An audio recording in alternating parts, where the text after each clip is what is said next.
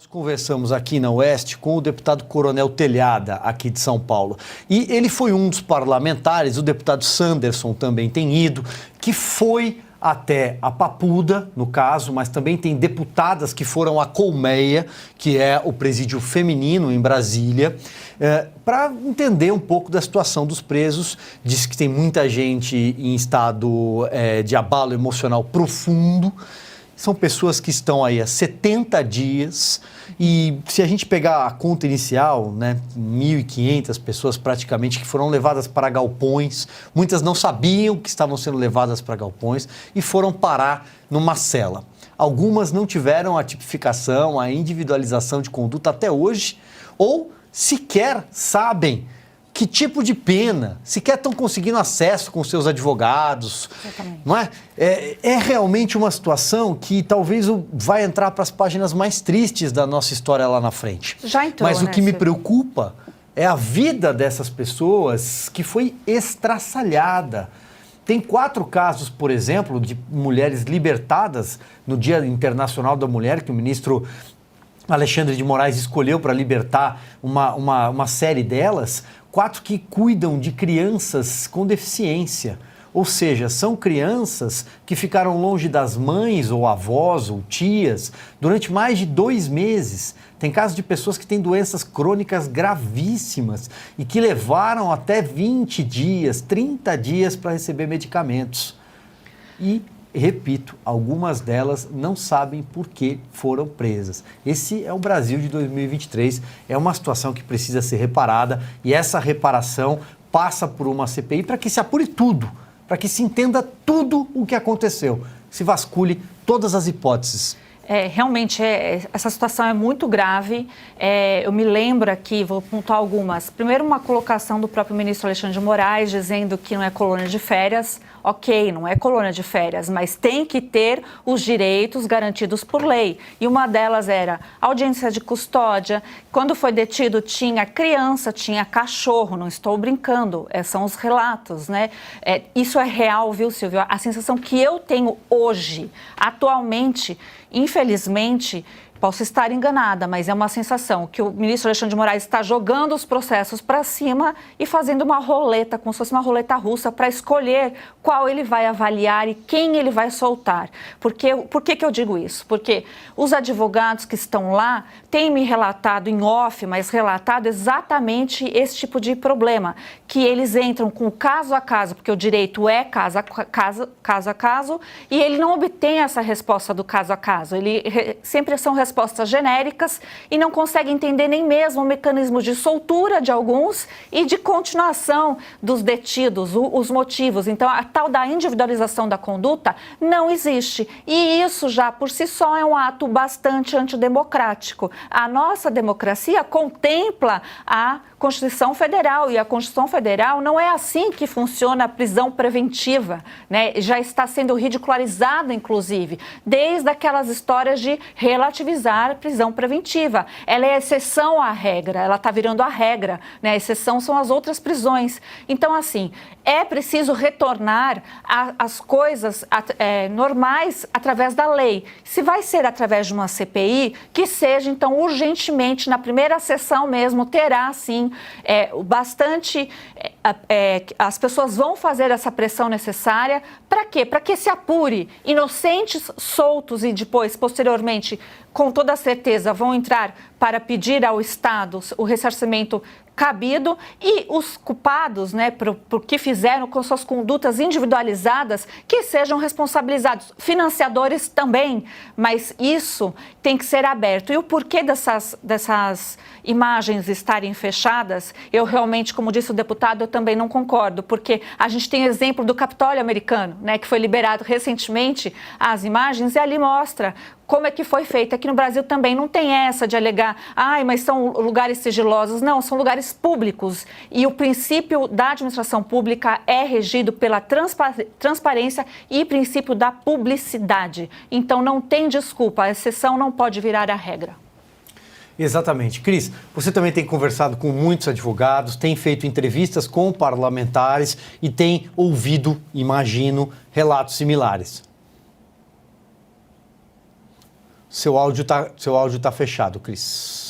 Uma história mais absurda que a outra, né, Silvio?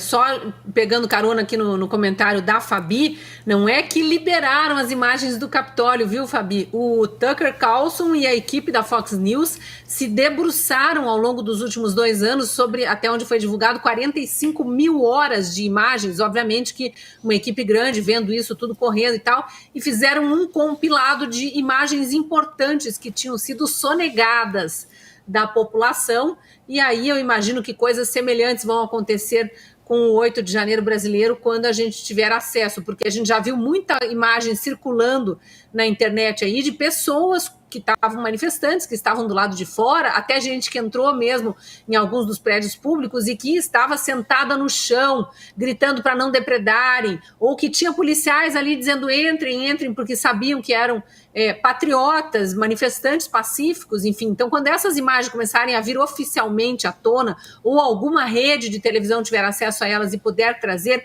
a gente sabe que não vai acontecer, né? Vai ser na Revista Oeste, na Gazeta do Povo, talvez na Brasil Paralelo, aí que está já anunciando um documentário trazendo imagens, um retrospecto desde 2013 até 2023, para a gente ter uma noção de como aconteceram todos esses atos. Aí sim a gente vai ter uma noção de que, ok, houve vandalismo, não tem como negar, e essas pessoas que praticaram esses atos precisam ser punidas dentro da lei. No Brasil, segundo o STF, não se prende ninguém antes do trânsito em julgado, o que significa, a menos que seja em flagrante, né? Teve um ou outro ali que foi em flagrante. A maioria foi no dia 9, depois lá no QG e dali para frente. Tem que ter o trânsito em julgado, o que significa ter uma acusação formal, tipificação e individualização da pena, julgamento, testemunhas ouvidas, e aí o juiz dá a sentença, uma instância superior revisa, confirma ou rejeita, e depois ainda tem recursos para outra instância. Então todas as instâncias precisam ter se pronunciado para ter o trânsito em julgado. Isso acontece com criminosos perigosíssimos, criminosos do colarinho branco, inclusive, perigosíssimos.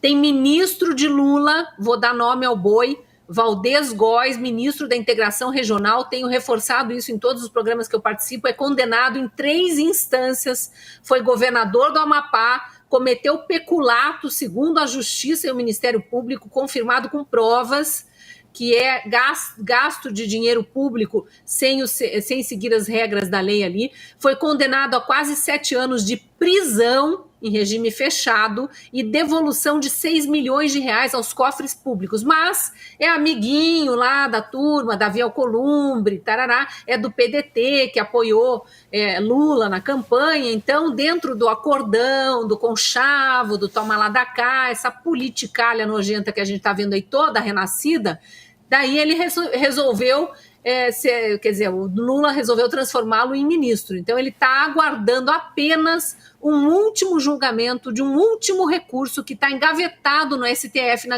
gaveta de um ministro, não me recordo qual deles, mas que pediu vistas e está há 1 ano aí parado, e só por isso, e tão somente, não está na cadeia, e é ministro, ganhando 40 mil reais por mês, ministro da Integração Regional.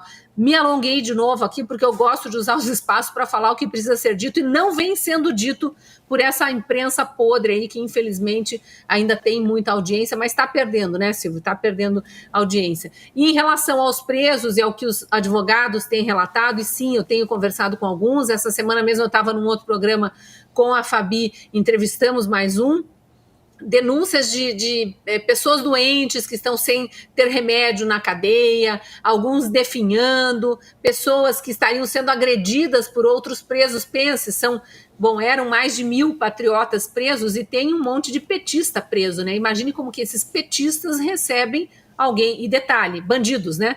Bandidos, julgados e condenados por crimes diversos, alguns não têm nenhum apreço à vida, recebendo esses patriotas lá como colegas de presídio. Então, imagine o que essas pessoas estão passando. Donas de casa, aposentados, alguns jovens que estavam lá junto com os pais, ou idealistas mesmo, que não caíram na doutrinação da esquerda e estavam lá tentando resgatar o Brasil, né, dessa quadrilha que está aí de volta à cena do crime, e isso quem disse foi o próprio Alckmin em 2018, né, quando era opositor e não parceirinho do Lula. Então, imagine como todas as pessoas estão sendo tratadas na prisão. E eu, só para finalizar, trazer o caso de um senhor que chegou para mim, um senhor de 68 anos de idade, diabético crônico, que é aposentado, vive de salário mínimo, mal dá para pagar os remédios dele, o que ele ganha de aposentadoria, mora em Contagem, na região metropolitana de Minas Gerais, foi preso depois dos atos do dia 8, depois do dia 9, foi ao longo do mês de janeiro, não recordo a data.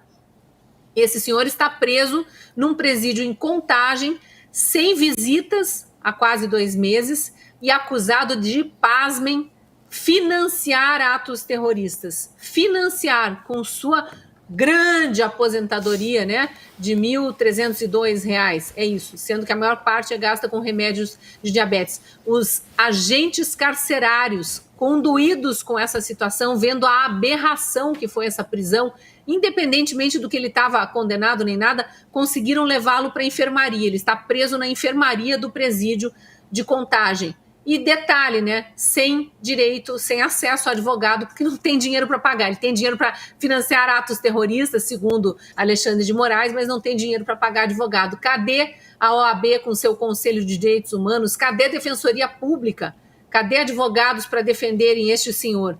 E está aí, esquecido num canto da cadeia, sabe-se lá como está a situação de saúde. Ao menos está na enfermaria, né, Silvio? Mas é uma aberração atrás da outra. É uma aberração atrás da outra, e bem nos lembra aqui o pessoal no nosso chat. Enquanto isso, Sérgio Cabral está solto, pode ir à praia, virou blogueiro, youtuber, tem feito vídeos para o Instagram. Ele que confessou que tinha o vício de roubar.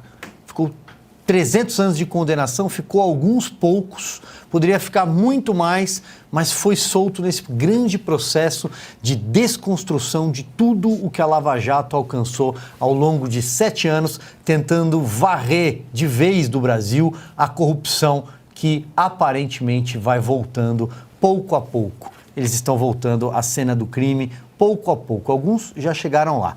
Por falar em CPI, a Ronilza Freitas, anotei agora há pouco, ela é goiana, ela lembrou que dos 4 deputados que retiraram já as suas assinaturas da CPI, tem 191 lá hoje, 20 a mais de folga do mínimo necessário.